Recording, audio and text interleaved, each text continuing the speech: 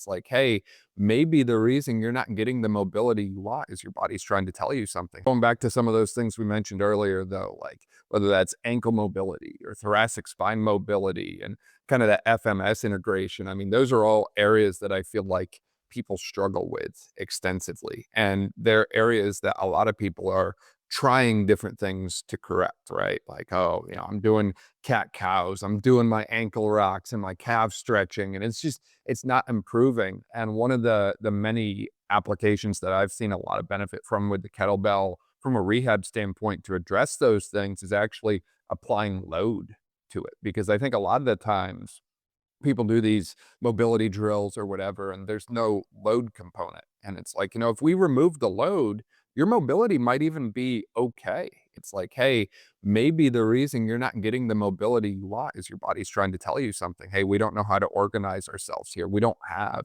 perceived stability, so we're not going to let you move there. And for me, the kettlebell being the odd implement that it is like a great way to bridge that gap where we can still get them into those positions, but now they have to learn how to stabilize like crazy. And even just holding the kettlebell in like a goblet type position, which as you mentioned should be active. A lot of times people just hold it here and it's like there's no compression going on.